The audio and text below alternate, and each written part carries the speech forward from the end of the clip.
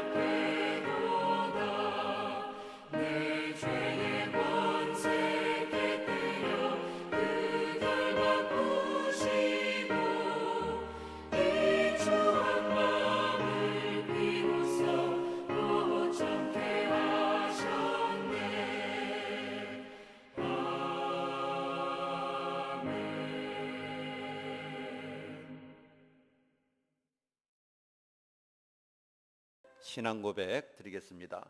전능하사 천지를 만드신 하나님 아버지를 내가 믿사오며 그 외아들 우리 주 예수 그리스도를 믿사오니 이는 성령으로 잉태하사 동정녀 마리아에게 나시고 본디오 빌라도에게 고난을 받으사 십자가에 못 박혀 죽으시고 장사한 지 사흘 만에 죽은 자 가운데서 다시 살아나시며 하늘에 오르사 전능하신 하나님 우편에 앉아 계시다가 저리로서 산자와 죽은 자를 심판하려 오시리라. 성령을 믿사오며 거룩한 공회와 성도가 서로 교통하는 것과 죄를 사하여 주시는 것과 몸이 다시 사는 것과 영원히 사는 것을 믿사옵나이다. 아멘.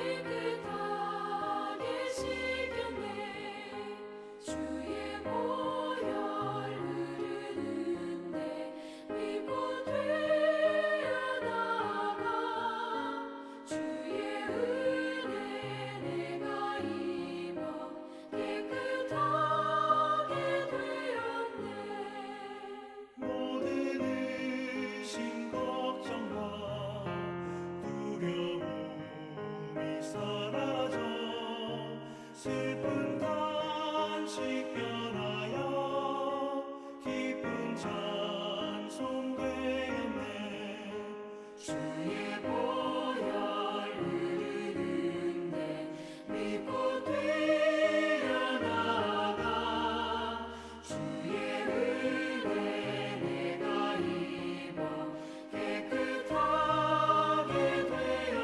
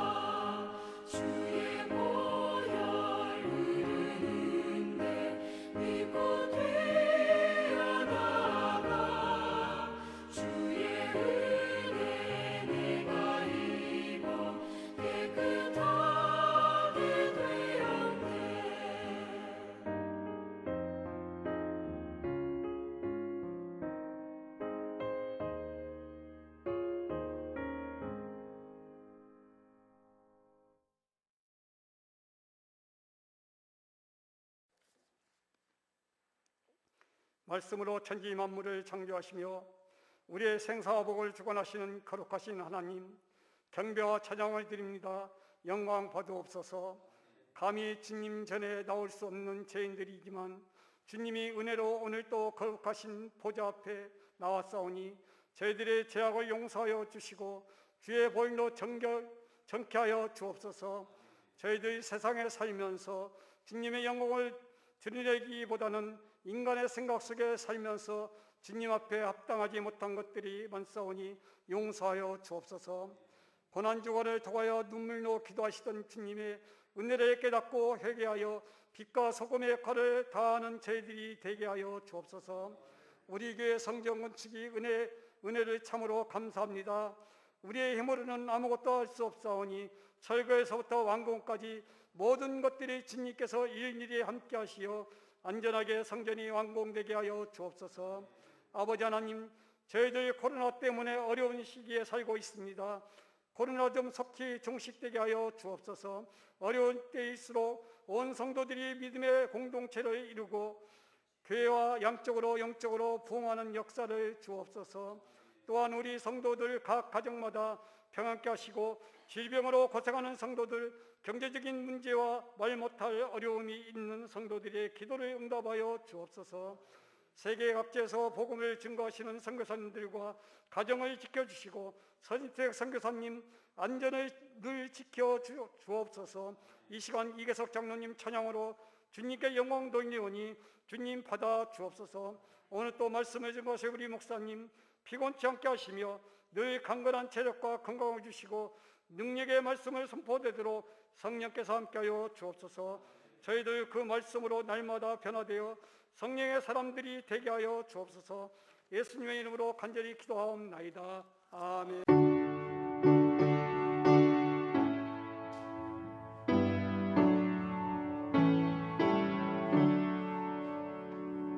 하나님의 말씀은 요한복음 제19장 38절 말씀부터 42절 말씀입니다.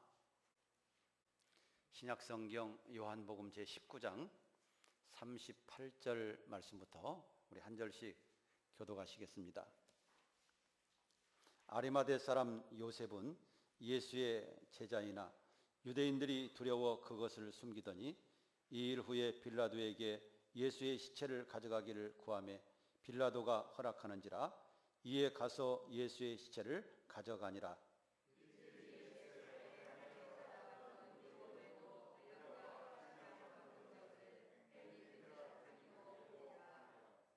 이에 예수의 시체를 가져다가 유대인의 장례 법대로 그 향품과 함께 세마포로 쌌더라.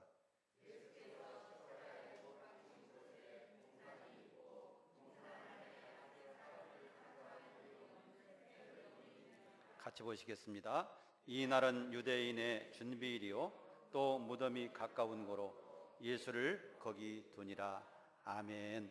오늘은 우리 예수 그리스도의 고난 주일, 그리고 종려 주일이라고도 부르는데, 오늘부터 한 주간 부활 주일까지 고난 주간이라고 부르고 있습니다.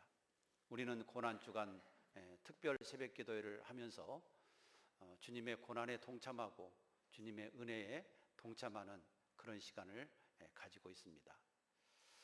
우리가 오늘 본문 말씀을 통해서 함께 은혜를 나누고자 하는 말씀은 니고데모의 변화라고 하는 말씀으로 함께 은혜를 나누도록 하겠습니다. 우리가 신앙생활 하면서 가장 중요한 것이 있다면 저는 그것은 변화라고 생각을 합니다. 이번 달 우리 교회 신앙의 주제가 변화입니다. 왜 변화가 중요한가 하면, 예를 든다면 어린아이가 태어났습니다. 그 다음에 이 어린아이가 어떻게 해야 되겠습니까? 성장해야 되겠죠. 그리고 성숙한 어른이 되어야 합니다. 능력 있는 어른이 되어야 합니다. 그런 것처럼 우리 믿음의 사람들도 예수를 믿었습니다. 새로 태어났습니다. 그 다음에 해야 될 일이 뭐겠습니까? 바로 그것은 성장하고 성숙하는 것입니다.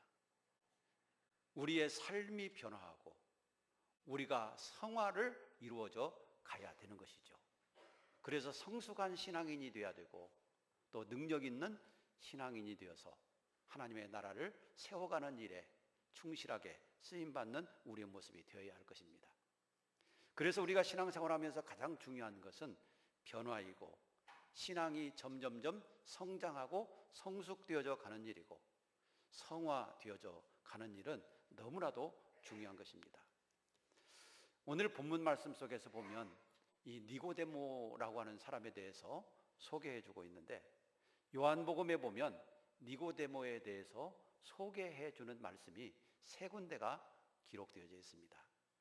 첫 번째 기록된 곳이 요한복음 3장에 기록되어져 있고, 두 번째 기록되어진 곳이 요한복음 7장에 기록되어져 있고, 세 번째 기록되어져 있는 것이 바로 오늘 본문 말씀에 기록되어져 있다라고 하는 사실입니다.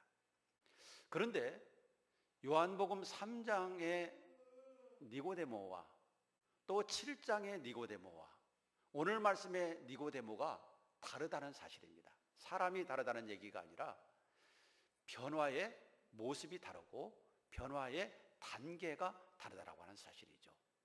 니고데모는 점점 좋은 모습으로 변화되어져 갔고, 점점 좋은 모습으로 성숙되어져 갔다는 사실이에요. 이런 면에서 우리가 배워야 될 것이 많고, 이런 면에서 우리가 본받아야 될 것이 많다라고 하는 것을 찾아볼 수가 있습니다. 자, 니고데모는 어떤 사람이었는가? 그리고 어떻게 변화되어져 갔는가? 오늘 말씀을 통해서 살펴보면서 함께 은혜를 나누고 우리들도 점점 더 아름다운 모습으로 변화되어져 가기를 주의 이름으로 축복합니다. 첫 번째로 우리가 살펴볼 것은 니고데모는 처음에 어떤 사람이었나라고 하는 것입니다. 요한복음 3장을 중심으로 해서 말씀을 드리면 니고데모는 먼저 바리새인이었다라고 이렇게 기록하고 있어요. 요한복음 3장 1절에 보시면, 그런데 바리새인 중에 니고데모라고 하는 사람이 있으니, 여기서 보면 바리새인 중에 니고데모라고 하는 사람이 있었다라고 이렇게 말하고 있어요. 여러분, 바리새인은 어떤 사람들이 바리새인입니까? 이 바리새인들은 스스로 율법을 철저히 지키는 자들이다. 율법에 흠이 없는 자들이다. 우리는 하나님을 가장 잘 믿는 그런 사람들이다. 이렇게 스스로 생각했던 사람들이 바로 바리새인들이었습니다.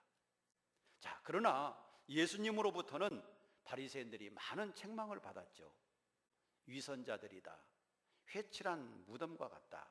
그러면서 많은 책망을 받았습니다. 성경에 보면 예수님은 바리새인들에게 대해서 이렇게 말씀을 하십니다. 하루살이는 걸러내고 약대는 삼키는도다. 여러분, 하루살이는 걸러내고 약대는 삼킨다. 이 말의 의미는 큰 것은 범하면서 작은 것은 지키려 한다. 이런 얘기예요.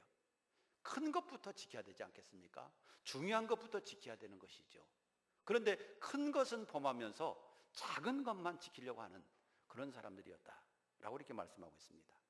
뿐만 아니라 또한 화 있을진저 외식하는 서기관들과 바리새인들이여 회칠한 무덤 같으니 겉으로는 아름답게 보이나 그 안에는 죽은 사람들의 뼈와 모든 더러운 것이 가득하도다. 그러면서 책망을 했어요. 이 말씀은 외형적으로는 화려하고 외형적으로는 그럴듯하지만 실제로는 죽어있고 실제로는 썩어서 냄새나는 시신과 같은 사람들이 바로 너희 바리새인들이다. 그러면서 예수님은 책망을 했던 적이 있어요. 세례 요한도 바리새인들에 대해서 이렇게 책망을 했습니다. 독사의 자식들아. 그러면서 바리새인들을 향해서 책망했던 것을 볼 수가 있습니다. 자, 이렇게 볼 때 바리새인들은 어떤 사람들인가? 자기들 스스로는 율법을 가장 철저하게 잘 지키고 하나님을 가장 잘 믿는 사람으로 스스로는 생각했지만 이들은 형식적인 믿음의 사람이 아니었나라고 하는 생각을 가지게 됩니다. 그런데 오늘 말씀에 보면 이 니고데모도 무엇이었다고 그래요? 바리새인이었다는 것이죠.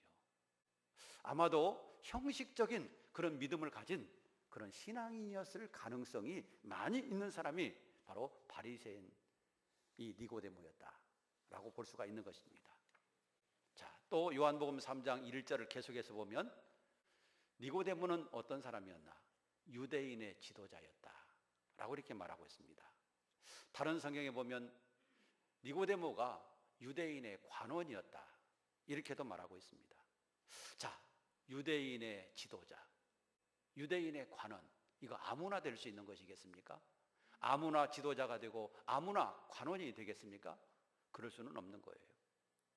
자, 여기서 관원이라고 하는 의미는 바로 니고데모가 사내들인 공회의 회원이었음을 밝혀주고 있습니다. 이 사내들인 공회의 회원은 당시 최고의 자리에 있는 그런 사람이었어요. 오늘날 직위로 설명하자면 입법부와 사법부와 행정부의 최고 의결기관에 속해 있는 그런 사람이었다는 것입니다. 여러분, 이런 자리에 올라가기 위해서는 출신 성분도 중요하고 또 학문도 갖춰야 되고 많은 사람들로부터 명망 있는 사람으로 인정도 받아야 될 것입니다. 그래야 이런 자리에 올라갈 수 있는 거예요. 자, 그런데 니고데모는 이런 사람이었다는 거죠. 유대인의 지도자였고 유대인의 관원이었습니다. 따라서 니고데모는 세상적으로 볼 때 모든 조건을 갖춘 그런 사람이었던 것을 볼 수가 있습니다. 자, 그런데 이런 니고데모가 요한복음 3장에 보면 한밤중에 예수님을 찾아왔다고 그랬습니다. 왜 한밤중에 니고데모가 예수님을 찾아왔을까? 우리가 생각해 보면 여러 가지 짐작을 해볼 수가 있습니다. 아마도 다른 사람들의 눈에 띄지 않기 위해서였을 겁니다. 다른 종교 지도자들의 눈에 띄지 않기 위해서일 겁니다. 다른 바리새인들의 눈에 띄지 않기 위해서 있을 것입니다. 만약에 다른 사람의 눈에 띄게 되면 당신도 나사렛 예수를 믿나? 당신도 나사렛 예수의 제자 아닌가? 그러면서 이런저런 소리를 들을 수가 있고 또 거북한 질문을 받을 수도 있는 것이죠. 그렇기 때문에 이런 거 저런 거 다 피하고 불이익도 피할 수 있고 위험 요소도 피할 수 있고 다른 사람들이 안 보게 살짝 가서 예수님을 만난다라고 한다면 그것이 최상의 방법이다 이렇게 생각할 수가 있는 것이죠. 그래서 아마도 이 니고데모는 한밤중에 예수님을 찾아왔던 것입니다. 그런데 이 니고데모가 무엇이 궁금해서 예수님을 찾고 싶었을까요? 자, 요한복음 3장 10절에 보면 이렇게 기록하고 있습니다. 예수께서 그에게 대답하여 이르되 너는 이스라엘의 선생으로서 이러한 것들을 알지 못하느냐. 또 3장 2절에 보면 우리가 당신은 하나님께로부터 온 선생인 줄 아나이다. 하나님이 함께하지 아니하시면 당신이 행하시는 이 표적을 아무도 행할 수 없음이니이다 라고 이렇게 말하고 있습니다. 그러니까 이 니고데모가 예수님을 생각하기를 어떤 사람으로 생각했나? 예수님은 하늘에서 오신 분이다. 하나님이 보내주신 분이다. 그래서 이적과 표적과 능력을 행하시는 분이다. 이분이 도대체 어떤 분인가? 그래서 참 궁금했다는 것이죠. 니고데모는 예수님이 하늘에서 오신 분이라고 생각했던 거죠. 그리고 능력과 기적과 표적을 행하시는 그런 실력 있고 능력 있는 분이라고 생각을 했던 거예요. 바로 이런 예수, 이분은 도대체 어떤 분인가? 몹시도 궁금하고 몹시도 보고 싶고 몹시도 만나보고 싶은 그런 사람이었던 것입니다. 예수님은 니고데모를 보시고 이렇게 말씀하십니다. 사람이 거듭나지 아니하면 아무도 하나님 나라를 볼 수가 없다. 니고데모가 하나님 나라에 관심이 있는 것을 아시고 표적과 기사에 대해서 관심이 있는 것을 아시고 이런 말씀을 하시는 겁니다. 어느 누구도 거듭나지 아니하면 하나님 나라를 볼 수가 없다. 거듭나야 한다. 이걸 강조하고 있습니다. 여러분, 세상적으로 아무리 뛰어난 위치에 있다 해도, 아무리 존경받는 사람이라 한다 해도 물과 성령으로 거듭나지 아니하면 어느 누구도 하나님 나라를 볼 수 없을 뿐만 아니라 하나님 나라에 들어갈 수가 없다. 하나님 나라를 들어가기 위해서는 반드시 물과 성령으로 거듭나야 된다. 영적으로 다시 태어나야 된다. 태어나지 아니하면 죽게 된다 라고 하는 것을 예수님은 말씀하고 계시는 겁니다. 니고데모는 세상적으로 볼 때 참 성공한 사람이었습니다. 신앙적으로 볼 때 스스로 바리새인이라고 생각하면서 하나님을 가장 잘 믿는 사람이라고 생각을 하였습니다. 그러나 이런 니고데모에게 주님은 말씀하십니다. 거듭나야 한다. 형식적으로는 믿음으로는 구원받을 수가 없다. 아무리 네가 훌륭한 관원이라 한다 할지라도 그 직분 갖고 천국에 들어가지 못한다. 네가 하나님 나라 가기 위해서는 반드시 거듭나야 한다 라고 하는 것을 예수님은 가르쳐 주셨어요. 그래서 요한복음 3장에서 보면 이 예수님에 대해서 궁금증을 가지고 있던 니고데모가 예수님을 만나서 거듭남의 진리를 배웠습니다. 하나님 나라에 들어가기 위해서는 어떻게 해야 된다라고 하는 사실을 깨달았습니다. 예수님으로부터 많은 교훈을 받았던 것입니다. 처음에 예수님을 만났을 때 니고데모의 모습은 형식적인 신앙인이었고 또 어떻게 신앙적으로 볼 때는 예수님에 대해서 궁금증을 가지고 있는 사람이었고 아무것도 신앙적인 모습은 보이지 않는 그런 사람에 불과했다. 이렇게 볼 수가 있습니다. 이랬던 니고데모가 어떻게 변화되어져 가는가? 어떻게 변화되어져 가는가? 요한복음 7장에서는 니고데모가 변화되어져 가는 모습을 볼 수가 있습니다. 자, 요한복음 7장 50절에 보면 이런 말씀이 기록되어 있어요. 그 중에 한 사람 곧 전에 예수께 왔던 니고데모가 그들에게 말하되 우리 율법은 사람의 말을 듣고 그 행한 것을 알기 전에 심판하느냐? 자, 이런 말씀이 나와요. 이게 니고데모가 한 말이거든요. 자, 우리의 율법은 사람의 말을 듣고 그 행한 것을 알기 전에, 그러니까 그 사람의 말을 들어보지도 않고 판단을 하느냐? 이런 이야기를 하는데 니고데모가 왜 이런 얘기를 했을까? 자, 이런 얘기를 한 것에 대해서는 배경이 있어요. 어떤 상황이 있는 거예요. 어떤 상황 속에서 이런 얘기가 나온 거예요. 이런 얘기가 나왔던 배경을 살펴보면 이렇습니다. 요한복음 7장을 쭉 읽어보면 이런 내용이 나와요. 자, 예수님이 활동하시던 기간 중에 유대인의 명절을 만났습니다. 우리나라도 명절이 있잖아요. 설날이라든가 추석이라든가 명절이 있어요. 그런 것처럼 유대인들에게도 명절이 있어요. 유월절과 오순절과 초막절 이런 명절이 있는데, 자, 이런 명절에는 사람들이 모이지 않습니까? 우리도 보면 가족들끼리 명절에 모이지 않습니까? 그런 것처럼 유대인들도 가족별로 모이는데 그냥 가족끼리만 모이는 것이 아니라 이들은 성전을 중심으로 해서 모이는 거예요. 그러니까 유대인의 명절이 되면 각지에서 많은 가족들이 예루살렘 성전으로 올라와서 명절을 지키면서 하나님 앞에 영광을 돌리는 것이죠. 그런데 이 명절이 되면 여기저기서 살던 사람들이 이제 모이게 됩니다. 그리고 이런 얘기 저런 얘기 많은 얘기들을 나누게 되죠.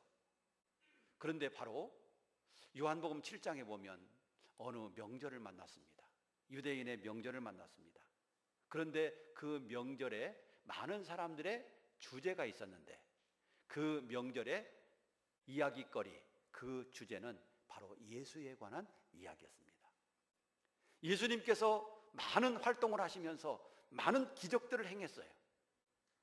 눈먼 자도 고쳐주시고, 귀가 안 들리는 사람도 고쳐주시고, 또 귀신 들려서 고생하는 사람도 고쳐주시고, 죽은 자도 살려주시고, 오병이어 보리떡 5개와 물고기 2마리로 5,000명을 먹이시고 12바구니를 건주신 사건도 말씀하시고. 여러분, 이런저런 막 이야기거리가 너무 많은 거예요. 그런데 명절에 사람들이 모여서 예수에 대한 이야기로, 여기서 예수의 이야기, 저기도 예수의 이야기, 온통 예수의 이야기로 막 풍성한 거예요. 그러면서 그 예수님에 대한 어떤 이야기가 있었냐면, 많은 사람들 중에는 어떤 사람은 예수는 참 좋은 사람이야, 예수는 정말 좋은 사람이야, 이렇게 말하는 사람도 있었고, 어떤 사람은 아니야, 예수는 사람들을 미혹하는 사람이야, 이렇게 말하는 사람도 있었고, 어떤 사람은 예수는 그리스도야, 이렇게 말하는 사람이 있었고, 또 어떤 사람들은 예수가 어떻게 해서 그리스도냐, 나사렛에서 그리스도가 나온다고 했느냐, 그러면서 비판을 하는 사람도 있었습니다. 막 예수님에 대한 이야기로 막 무성하고 예수님에 대한 이야기로 온통 주제를 이루었습니다. 자, 이런 것이 바리새인들은 듣기 싫었고, 이런 얘기가 들려오는 것이 바리새인들은 싫었습니다. 그래서 예수를 붙잡기 위해서 하속들, 하인들을 예수에게 보낸 겁니다. 바리새인들이 하인들을 예수에게 보냈는데 그 하인들이 예수를 붙잡아 오지 않고 빈손으로 돌아온 거예요. 그러니까 당연히 바리새인들이 책망을 하죠. 내가 너희를 보낸 목적은 예수를 붙잡아 오라고 보냈는데 왜 예수를 붙잡아 오지 않았느냐, 책망을 하니까 그 하인들이 바리새인들에게 대답하는 말이, 우리가 그분의 얘기를 들어보니까 하나도 틀린 게 없습니다. 그분의 얘기는 다 옳고 그분이 말하는 것처럼 말한 사람은 이때까지 본 일이 없습니다. 그분은 참 좋은 말만 하고 훌륭한 말만 하고 우리가 들어보지 못한 그런 위대한 그런 분입니다. 그런데 어떻게 우리가 그런 분을 잡아올 수 있겠습니까? 이렇게 대답을 하는 거예요. 그러자 바리새인들이 그 하인들에게 이렇게 꾸중을 합니다. 너희도 그 사람들에게 미혹되었느냐? 그러니까 나쁘게 말하면, 이놈들아, 너희도 예수에게 미혹되었느냐? 다른 말로 말씀드리면 예수에게 미쳤느냐 이놈들아? 그러면서 막 책망을 하는 거죠. 그때 니고데모가 바리새인들에게 끼어드는 거예요. 바로 요한복음 7장 51절에 보시면, 우리의 율법은 사람의 말을 듣고 그 행한 것을 알기 전에 심판하느냐?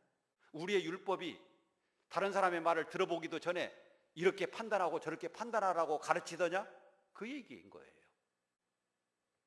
들어보지도 않고 너희가 왜 그 사람을 미혹하는 사람이라고 생각해? 너희가 예수의 얘기를 들어보지도 않고 왜 그냥 이 사람은 나쁜 사람이라고 생각하는 거야? 우리의 율법이 그렇게 가르치더냐? 그렇게 니고데모가 얘기한 거죠. 그러니까 니고데모는 누구를 변호해 주는 거예요? 예수님을 변호해 주는 거죠. 그리고 하인들을 변호해 주는 거예요. 자, 이 말씀의 내용을 보면 처음에 예수님에 대해서 궁금증을 가지고 찾아왔던 그 니고데모가, 자, 이제는 예수님에 대해서 변호하는 사람이 되는 거죠. 예수님을 보호해 주는 입장에 있다라고 하는 사실을 볼 수가 있습니다. 여러분, 예수님을 보호해 줬다가는 바리새인들 사이에서 무슨 소리를 듣겠어요? 오늘 52절 말씀에 보면 바리새인들이 니고데모가 예수에 대해서 변호를 해주자 당장 이렇게 대답을 합니다. 너도 갈릴리에서 왔느냐? 예수님에 대해서 변호해 주니까 다른 바리새인들이 니고데모를 향해서 너도 갈릴리에서 왔느냐? 왜 예수를 변호하는 거야? 왜 예수를 두둔하는 거야? 그러면서 시비를 걸고 나선 겁니다. 니고데모가 예수님을 변호해 주면 바리새인들이 니고데모에 대해서 틀림없이 비판하고 나쁜 소리하고 같은 편으로 몰아붙이고 그럴 것이 뻔했던 것이죠. 그럼에도 불구하고 그런 사정을 다 알면서도 불구하고 니고데모는 어떻게 해요? 예수님을 변호해 주는 거죠.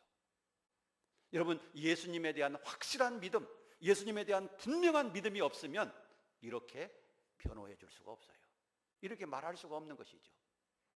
여러분, 믿음이 확실한지 확실하지 않은지는요, 어려운 일을 당해보면 알아요. 어려운 일을 만나보면 이 사람의 믿음이 확실한지 아닌지를 알게 되는 것이죠. 알곡과 죽정이를 가르는 방법은 뭡니까? 바로 키질을 해보는 것이죠. 키질을. 여러분, 알곡과 국정이를 고르는 방법은 키질이에요. 키에다가 곡식을 담아놓고 이렇게 까부르면 알곡은 안으로 들어오지만 죽정이는 밖으로 나간다.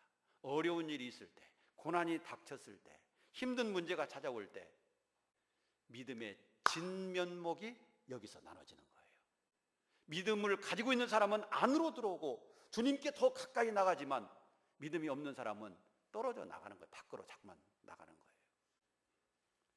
여러분, 이 니고데모도 자기가 예수를 변호하면 분명히 어려움이 올 것을 알아요. 그럼에도 불구하고 그것을 각오하고 예수님을 변호해 주는 거죠. 이것은 예수님에 대한 분명한 믿음, 확실한 믿음이 있기 전에는 그렇게 하기 쉽지 않다라고 하는 것이죠.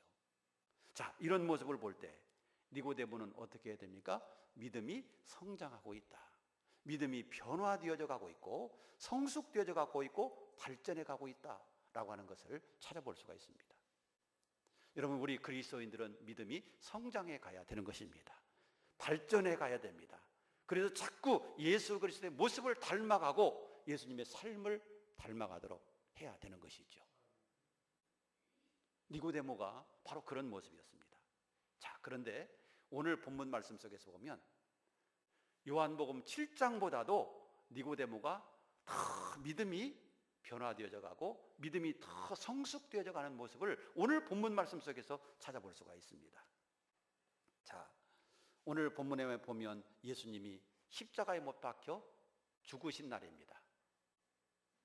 고난 주간으로 보면 금요일에 있었던 사건이죠. 예수님이 십자가에 못 박혀 죽으셨어요. 그리고 예수님을 이제 장사 지내야 되는 시점에 와 있는 겁니다. 이 예수님을 장사 지내야 되는 이 시점에 와 있을 때 오늘 아리마대 사람 요셉이라고 하는 사람을 만날 수 있고 또 니고데모라고 하는 사람을 오늘 말씀 속에서 만날 수가 있어요. 예수님이 십자가에 못 박혀 돌아가셨습니다. 이제 예수님을 장례를 치러야 합니다. 그런데 예수님을 장례하기 위해서 준비가 한창입니다. 처음에는 유대인들이 두렵고 군사들이 두려워서 어느 누구도 말도 못 꺼냈습니다. 예수님을 장례를 치러야 되는데 유대인들이 두려워요. 나서서 장례를 치르기가 두려워요. 누구도 나서려고 하지 않습니다. 자, 이때 예수님의 장례를 치르기 위해서 나섰던 두 사람이 오늘 말씀 속에 등장하고 있는데 하나는 아리마대 사람 요셉이었고 또 하나는 니고데모였다라고 하는 것입니다. 자, 아리마대 사람 요셉은 예수님의 장례를 위해서 무엇을 했다고 그랬습니까? 38절 말씀에 보면 이렇게 기록하고 있습니다. 자, 중간쯤 보시면 이 일 후에 빌라도에게 예수의 시체를 가져가기를 구하매 빌라도가 허락하는지라 이에 가서 예수의 시체를 가져가니라. 자, 예수의 시체를 내어주십시오. 요구했던 사람이 누구예요? 아리마대 요셉이. 자, 그리고 그 아리마대 요셉이 또 한 일을 한 것이 있습니다. 그것은 바로 자기가 죽으면 쓰려고 준비해 놓은 자기의 무덤, 아리마대 요셉의 무덤을 예수님에게 내어드린 겁니다. 그래서 자기가 죽으면 쓰려고 준비해 두었던 새 무덤, 아무도 장사해 보지 아니했던 그 새 무덤을 예수님에게 그대로 드렸습니다. 그리고 예수님을 위해서 장례할 수 있도록 그렇게 했습니다. 그리고 이 아리마대 요셉과 함께 또 한 사람이 나오는데 그 사람이 바로 니고데모라고 하는 사람입니다. 자, 니고데모는 어떤 일을 했다고 말씀하고 있습니까? 39절에 이렇게 기록하고 있습니다. 같이 한번 읽어보도록 하겠습니다. 시작. 일찍이 예수께 밤에 찾아왔던 니고데모도 몰약과 침향 섞은 것을 100리터라쯤 가지고 온지라. 자, 여기서 보면 예수님의 장례를 위해서 니고데모가 뭘 가지고 왔대요?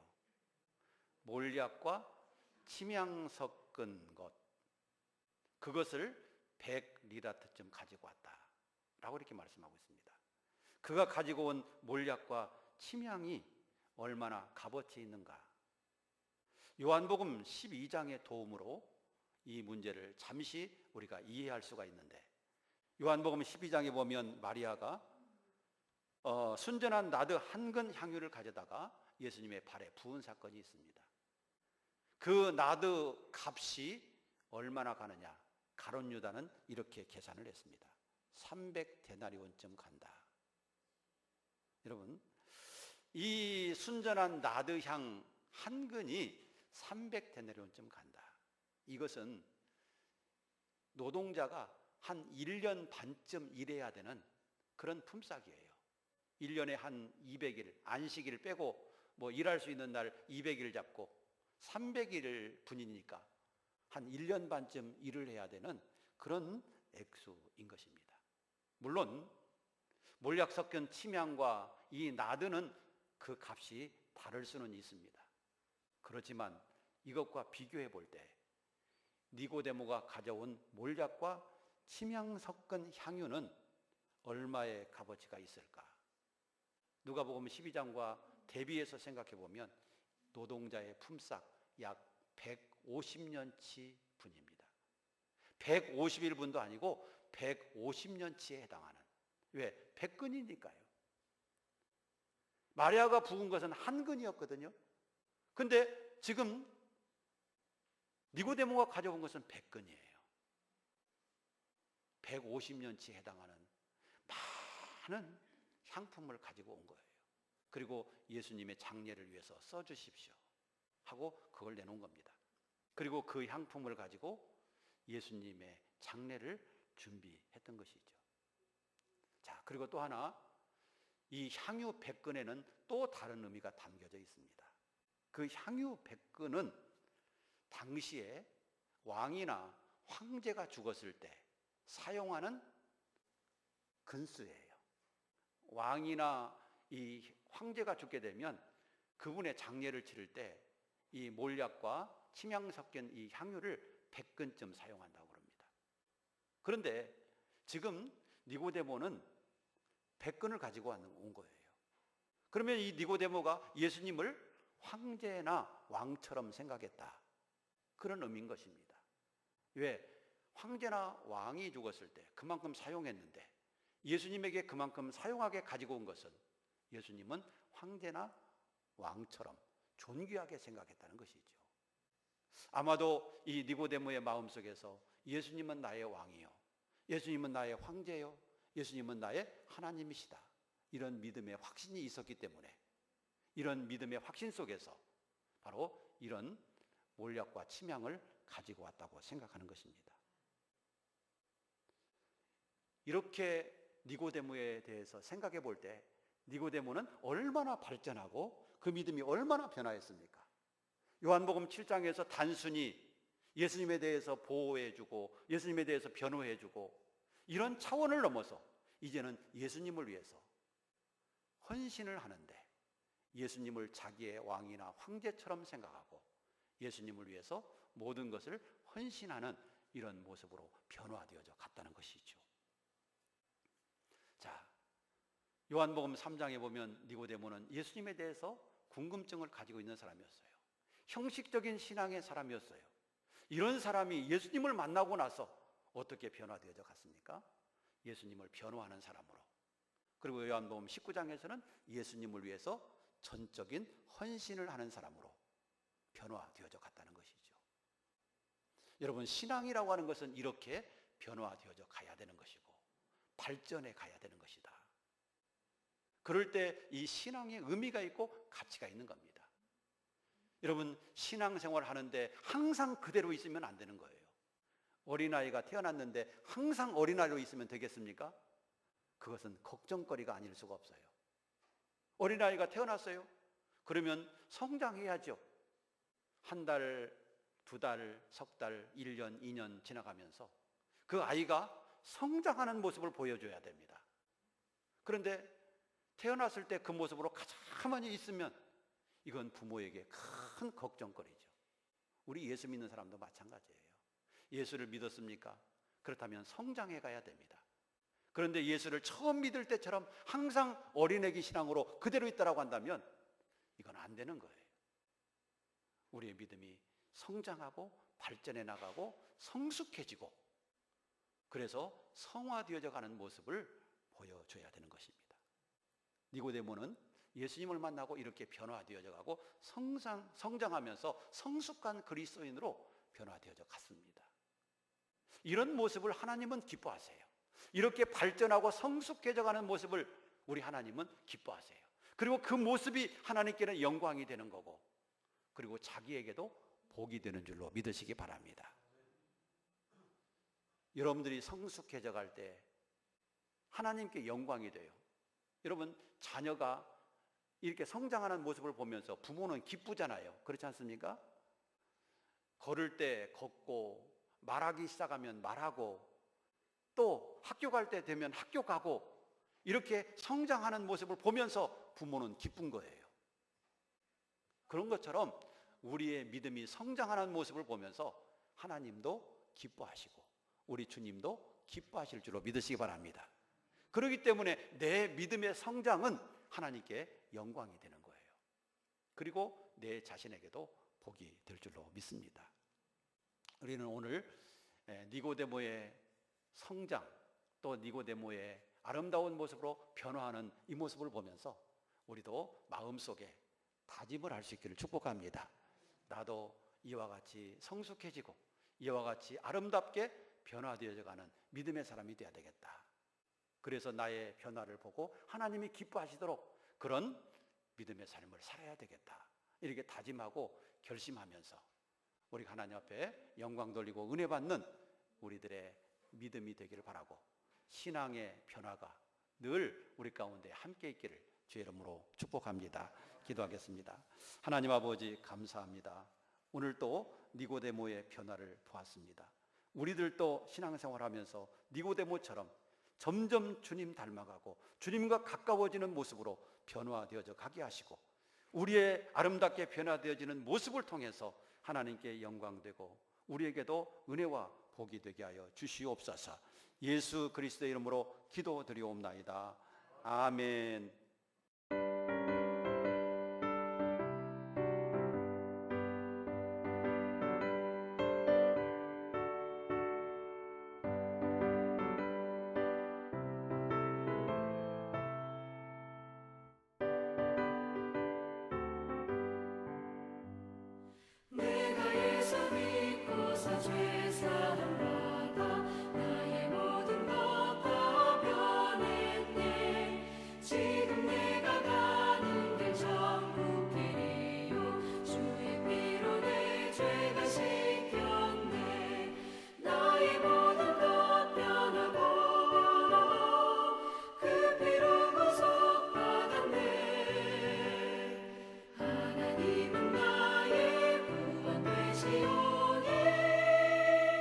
내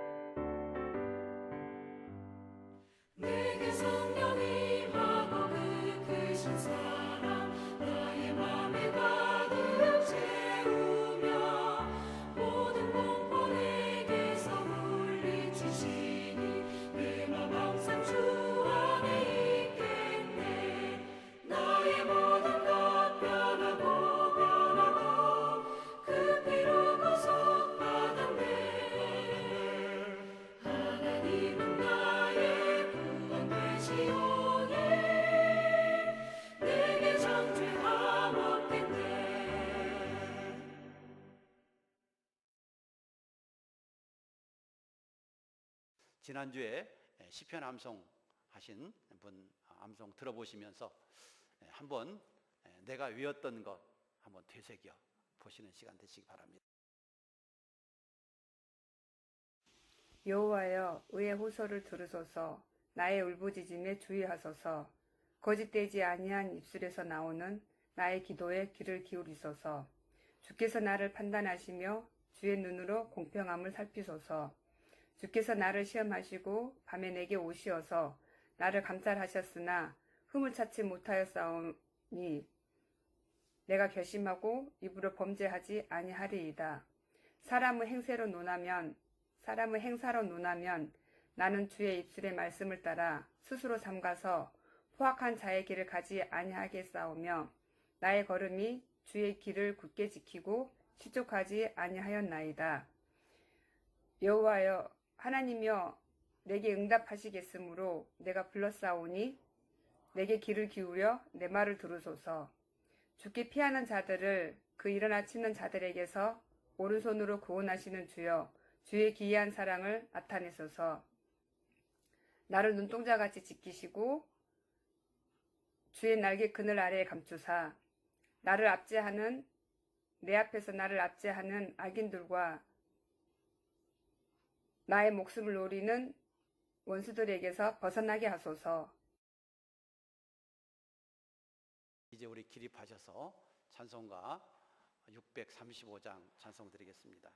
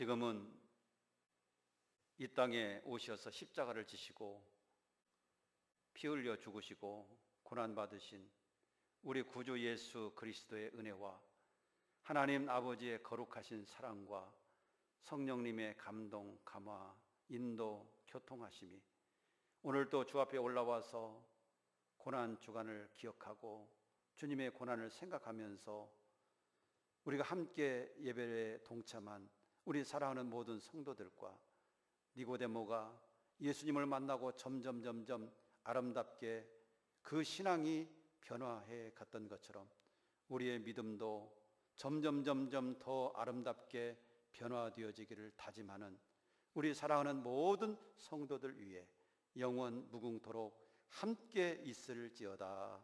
아멘.